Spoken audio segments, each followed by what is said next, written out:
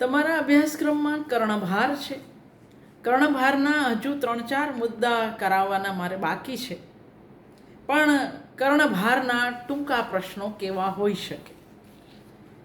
થોડાક દાખલા તરીકે, કર્ણભાર કેટલા અંકનું રૂપક?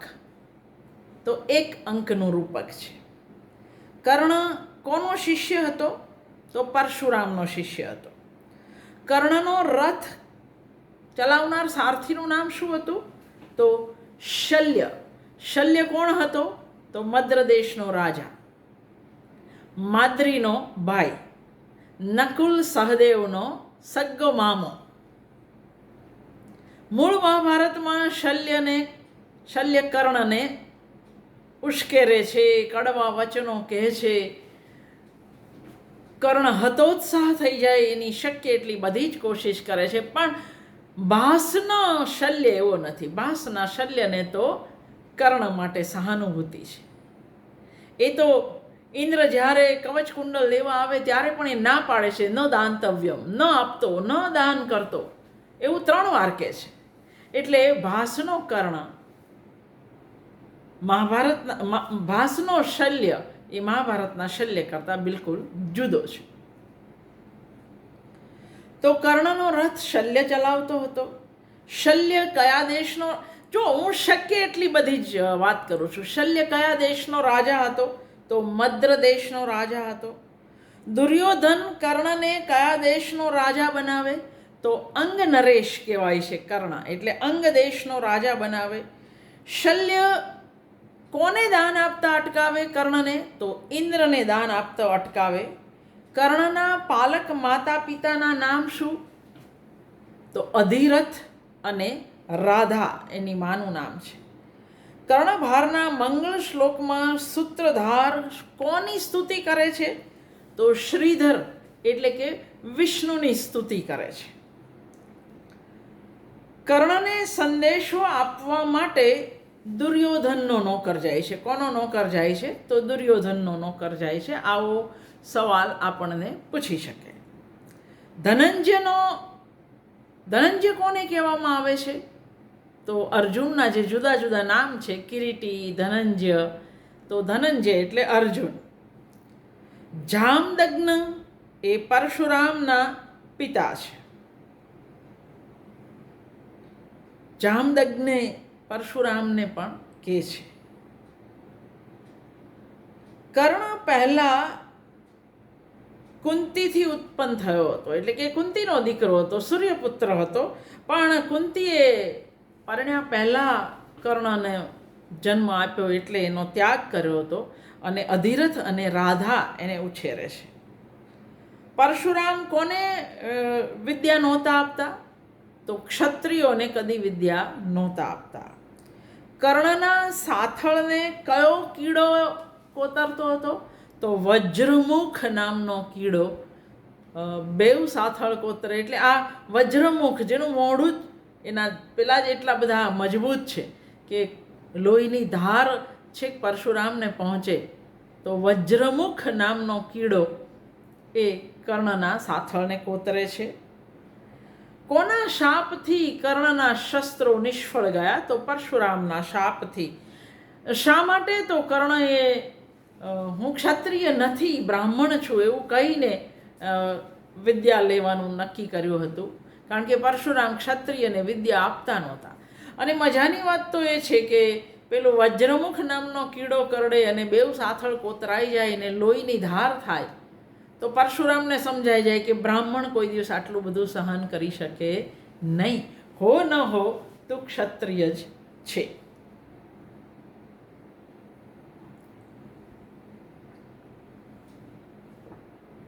કર્ણના રથના ઘોડા વારંવાર ઠોકરો ખાઈ કર્ણને શું કહેતા હતા? તો યુદ્ધના મેદાનમાંથી, રણમાંથી પાછા ફરવાનું કહેતા હતા. યોદ્ધો હણાઈ જાય તો સ્વર્ગ મેળવે, જીતી જાય તો કીર્તિ મેળવે. તમને શું મેળવે એવું પૂછી શકે. કર્ણના ઘોડાઓ કયા વંશના હતા? તો કાંબોજ વંશના હતા. કર્ણના ઘોડાઓ નો વેગ કોના જેવો હતો? તો ગરુડના વેગ જેવો એનો વેગ હતો. કર્ણ કોને બાંધી લેવા માંગતો હતો? ધર્મરાજ યુધિષ્ઠિરને, જેથી કરીને યુદ્ધ પૂરું જાહેર થઈ શકે. કોનો અવાજ સાંભળી કર્ણના અશ્વ ઊભા રહી ગયા? તો ઇન્દ્રનો અવાજ સાંભળી કર્ણના અશ્વ ઊભા રહી ગયા. ઇન્દ્ર કોનો વેશ પહેરીને આવેલા? બ્રાહ્મણનો, માંગણનો. એટલે જ ભાષા એની પાસે સંસ્કૃત નહીં પણ પ્રાકૃતમાં વાત કરાવડાવી છે. ઇન્દ્રએ પોતાની સાથે આવેલ મેઘને પાછો મોકલી દીધેલો. કોને પાછો મોકલ્યો? તો મેઘને. ઇન્દ્રે કર્ણને શાનો આશીર્વાદ ન આપ્યો? તો દીર્ઘાયુ થા એવો આશીર્વાદ કર્ણને એ નથી આપતા. કારણ કે એના દીર્ઘાયુ થવા માટે જે કવચ કુંડળ જવાબદાર છે એ તો એ લેવા આવ્યા છે. એટલે એને દીર્ઘાયુ થા એવો આશીર્વાદ એ આપતા નથી. કર્ણને ઇન્દ્ર શું આશીર્વાદ આપે છે? તો દીર્ઘાયુ થાય એવો નથી આપતા, પણ તારી કીર્તિ ટકી રહે એવો આશીર્વાદ એ આપે છે.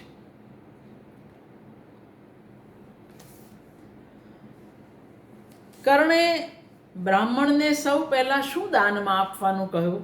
તો 1000 ગાયો, પછી 18 સોનું, પછી અગ્નિયોષ્ટમ યજ્ઞનું ફળ દાનમાં આપવા કહ્યું. કર્ણે ઇન્દ્રને અગ્નિયોષ્ટમ યજ્ઞનું ફળ દાનમાં આપવા કહ્યું. અને છેવટે પહેલાં 1000 ગાયો, પછી 18 સોનું, પછી આ યજ્ઞનું ફળ, અને છેલ્લે કવચ અને કુંડળ દાનમાં આપ્યા. કર્ણને દાન આપ્યા પછી એવું થયું કે કદાચ અનેક કપટો કરનાર કૃષ્ણએ તો આ ઉપાય નહીં કર્યો હોય.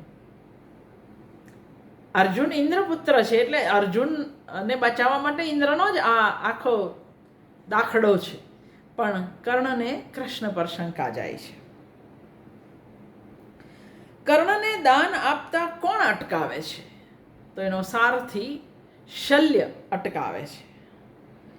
કર્ણ માને છે કે હોમ કરેલું અને દાન આપેલું એ કદી નાશ પામતું નથી. ઇન્દ્ર શાના પર બેસી કર્ણ અને અર્જુનની લડાઈ જોવા આવેલા? તો ઐરાવત પર બેસી.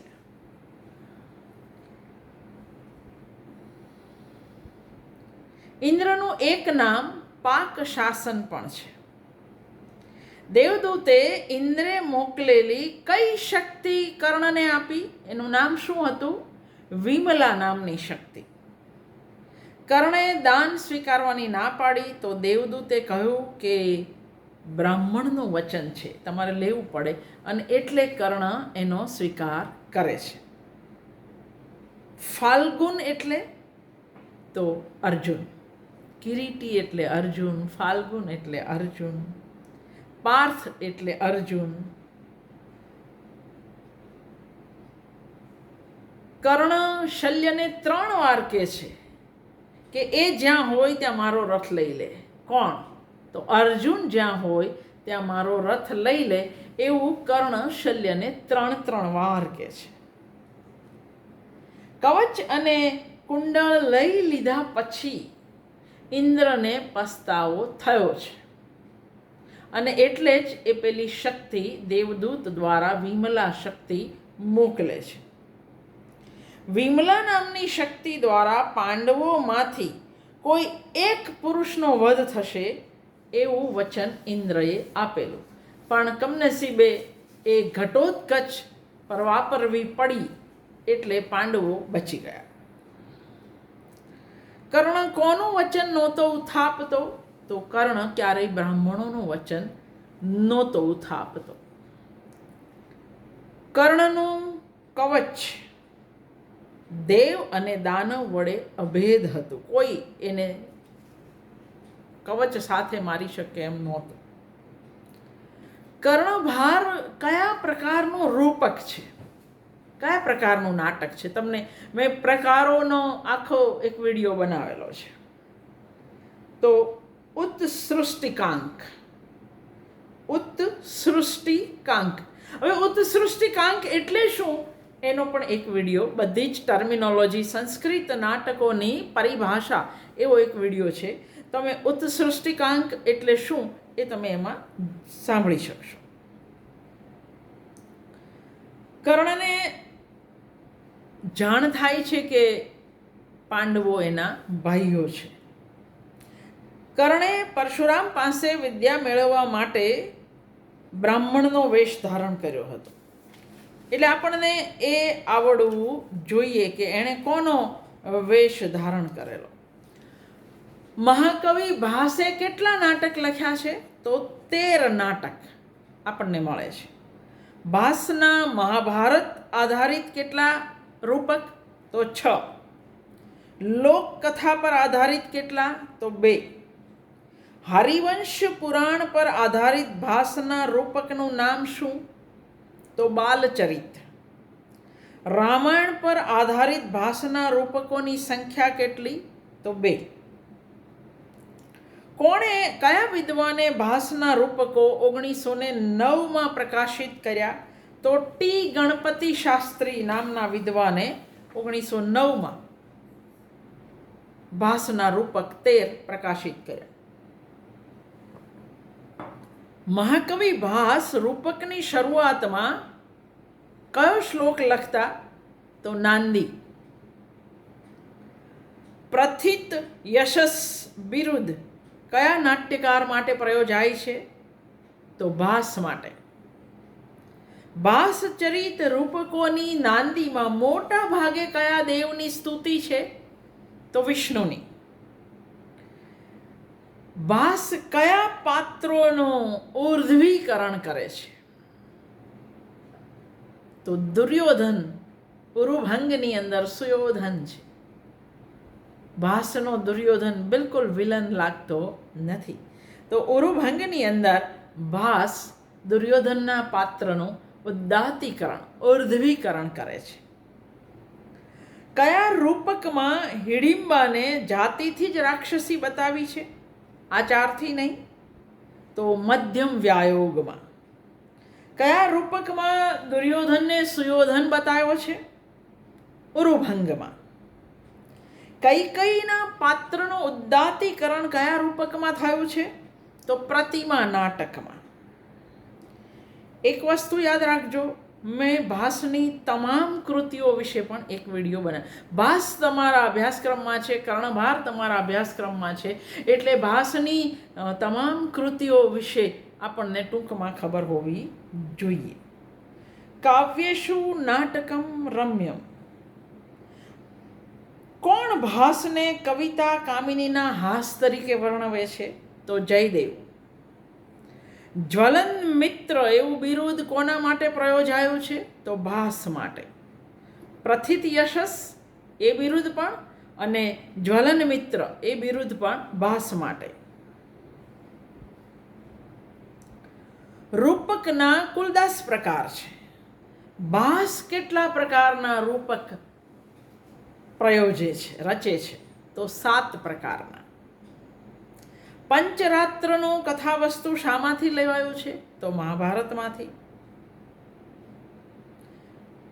શાંતનુના પુત્ર કોણ? ભીષ્મ. બાલચરિતમના નાયક કોણ? તો કૃષ્ણ. ભરત મુનિએ નાટ્યશાસ્ત્રમાં અભિનયના કેટલા પ્રકાર દર્શાવ્યા છે? તો 3. સંસ્કૃત સાહિત્યમાં પ્રયોગશીલ નાટ્યકાર તરીકેની સિદ્ધિ કોને મળેલી છે? તો ભાસને. કયું નાટક કરુણાંત નાટક છે? તો ઉરુભંગ. જો કર્ણભારમાં કર્ણ મૃત્યુ પામતો નથી બતાવ્યો, એને યુદ્ધના મેદાન તરફ ગતિ કરતો હોય ત્યાં આગળ વાત પૂરી થાય છે.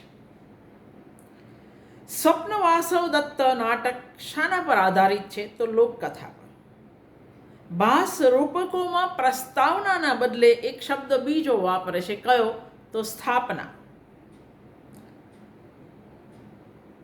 શક્ર કોને કહેવાય? તો ઇન્દ્રને. અવિમારક કોણ? તો વિષ્ણુસેન. કયું નાટક કવિ કલ્પના પર આધારિત છે? તો અવિમારક નાટક એ કવિ કલ્પના પર આધારિત છે. વાસવ દત્તા જેની નાયિકા છે અને જેના પરથી પછીથી મૃચ્છકટિકમ નાટક રચાય. કર્ણભાર કેટલા અંકનું રૂપક? તો 1 અંકનું. ભાસ નાટક ચક્રમાં કુલ કેટલા રૂપક? તો 13. ભાસ નાટક ચક્ર કહેવાય છે એને. રૂપક એટલે નાટક. એ એકાંકી હોય, દ્વિઅંકી હોય અને સ્વપ્ન વાસવ દત્તાની જેમ 6 અંકી 7 અંકી નાટકો પણ ભાસના છે. ભાસના રામાયણ પર આધારિત નાટક કયા? તો 2, પ્રતિમા નાટક અને અભિષેક નાટક. ભાસના મહાભારત પર આધારિત નાટક કયા? તો 6, કર્ણભાર, દૂતવાક્ય, દૂત ઘટોત્કચ, મધ્યમ વ્યાયોગ, પંચરાત્ર અને ઉરુભંગ. એમાં સૌથી જાણીતા 2 કર્ણભાર અને ઉરુભંગ. પણ આપણને 6 નામ આવડવા જોઈએ. મહાભારતના કર્ણ પર્વને આધારે ભાસ કર્ણભાર એકાંકી રચે છે. પણ મેં તમને એ કહ્યું છે કે બીજા કયા કયા પર્વોની મદદ લીધી છે.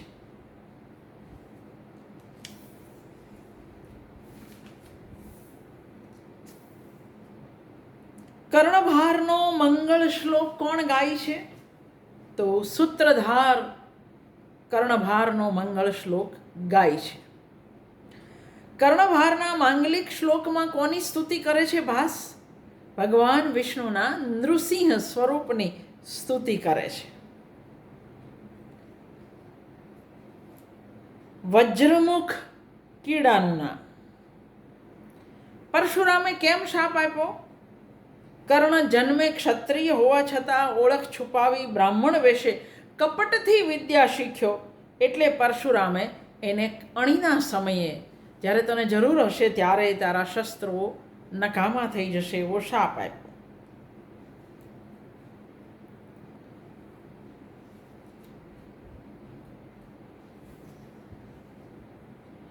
અંગરાજ, તમે છેતરાયા છો. શલ્યના આ વિધાનનો કર્ણએ શો જવાબ આપ્યો?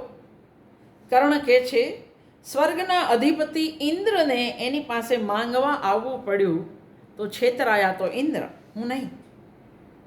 કવચ કુંડલ લેતા પહેલા ઇન્દ્ર શું લઈને ચાલ્યા જવાનું નાટક કરે છે? તો પુષ્કળ સુવર્ણ સોનું લઈને ચાલ્યા જવાનું નાટક કરે છે. ગાયો લેવાની ઇન્દ્ર કેમ ના પાડે છે? બ્રાહ્મણના વેશમાં ઇન્દ્ર જણાવે છે કે તેઓ ભાગ્યે જ દૂધ પીવે છે, એટલે એમને ગાયોની આવશ્યકતા નથી. કોના પરાજ્યથી અર્જુન ક્રોધે ભરાયો? તો યુધિષ્ઠિરના પરાજયથી અર્જુન ક્રોધે ભરાયો. દેવદૂતની સાથે ઇન્દ્ર કઈ શક્તિ મોકલે? વિમલા શક્તિ.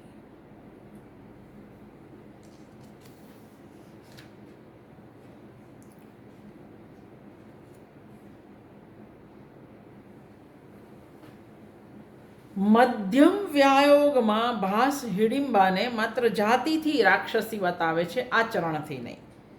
ઉરુભંગમાં દુર્યોધનને સુયોધન તરીકે ઉર્ધ્વીકરણ કરે છે. પ્રતિમા નાટકમાં કૈકેયીના પાત્રનું ઉર્ધ્વીકરણ કરે છે.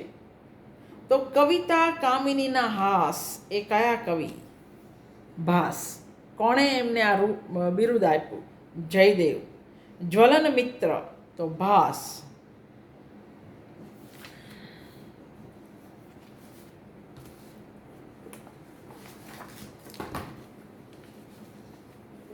નીચેની કૃતિઓ કેટલા અંકની છે? દૂત વાક્ય 1 અંક, દૂત ઘટોત્કચ 1 અંક, કર્ણભાર ઉત્સૃષ્ટિકાંક, ઉરુભંગ 1 અંક. સંસ્કૃત નાટકોમાં એકમાત્ર કરુણાંત નાટક એટલે ઉરુભંગ. મધ્યમ વ્યાયોગ 1 અંકનું વ્યાયોગ પ્રકારનું. પંચરાત્ર સમવકાર પ્રકારનું 3 અંકનું નાટક છે. પ્રતિમા નાટક 7 અંકનું છે. અભિષેક 6 અંકનું છે. પ્રતિજ્ઞા યોગ ધરાણ, સ્વપ્ન વાસવ દત્તા 6 અંકનું. ભાસનું સર્વોત્તમ નાટક કયું તો સ્વપ્ન વાસવ દત્તા. બાલચરિત 5 અંકનું. અવિમારક 6 અંકનું. ચારુદત્ત અપૂર્ણ છે. ક્ષુદ્રકને જેમાંથી મૃચ્છકટિક લખવાની પ્રેરણા મળી તે. મહાભારત પર આધારિત 6, રામાયણ પર આધારિત 2, ઉદયન કથા પર આધારિત 2 પ્રતિજ્ઞા યોગંધરાયણ અને સ્વપ્ન વાસવ દત્તા, હરિવંશ પુરાણ પર આધારિત બાલચરિત અને મૌલિક કલ્પના આધારિત અવિમાર્ક અને ચારુદત્ત. 1909માં કેરળના પદ્મનાભપુરની પાસે મનલ્લિકાર મઠમાંથી શ્રી ટી ગણપતિ શાસ્ત્રીને ભાસના 13 નાટકની હસ્તપ્રત મળી. એટલે આ આપણને આવડવું જોઈએ. કર્ણભાર રૂપકમાં મહાભારતના કર્ણ પર્વમાં અને શાંતિ પર્વમાં રાજધર્માનુશાસન પર્વમાં આવતી કથા થોડીક પરશુરામના શાપનો પ્રસંગ ત્યાં છે. વન પર્વમાં આવતો કવચકુંડળ હરણનો પ્રસંગ, ઉદ્યોગ પર્વમાં આવતો કર્ણકુંતી મિલન પ્રસંગ, આ બધાનું ભાસ સંયોજન કરે છે કર્ણભારની અંદર. જન્મથી હીન સૂતપુત્ર તરીકે જીવેલા કર્ણની સૂર્યપુત્ર તરીકેની તેજસ્વીતા ભાસ આ નાટકમાં એ સૂતપુત્ર નથી, એ સૂર્યપુત્ર છે, એ અહીં ઉપસાવે છે. ઉત્સૃષ્ટિકાંક નામના રૂપક પ્રકારના તમામ લક્ષણો અહીં આગળ છે. કરુણાંતિકાના લક્ષણો પણ કેટલાક વિદ્વાનોએ નોંધ્યા છે. કુરુક્ષેત્રના યુદ્ધના આગલા દિવસે કર્ણની માનસિક પીડા, માનસિક ભાર, એનો અહીં આગળ કર્ણભાર. બહાદુર, ઉદાર, પ્રામાણિક, નિખાલસ કર્ણ યુદ્ધ મેદાન તરફ આગળ વધતો હોય ત્યાં આગળ આ નાટક પૂરું થાય છે. તો કર્ણભારના શક્ય એટલા બધા જ ટૂંકા સવાલો. ભાસના નાટકોના પૂર્વ પક્ષ અને પ્રતિપક્ષ કેટલાક કે છે કે આ છે. તો ટી ગણપતિ શાસ્ત્ર ઉપરાંત doctor Keith, Thomas, doctor Paranjpe, doctor Pusalkar એટલા એવું માને છે કે ભાસના નાટક છે. વિરોધ કરનારા ડૉક્ટર બાર્નેટ, દેવધર, કાલે, ભંડારકર, રામ અવતાર, શર્મા આટલા લોકો એ વિરોધ કરી રહ્યા છે.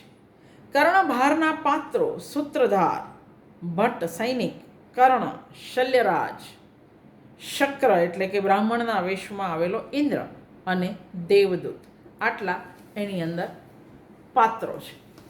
એમાંથી આપણે 3 પાત્રોની વાત કરી છે. કર્ણભારના અમુક મહત્ત્વના શ્લોક અને એના મહત્ત્વના પ્રસંગો એની વાત કાલે.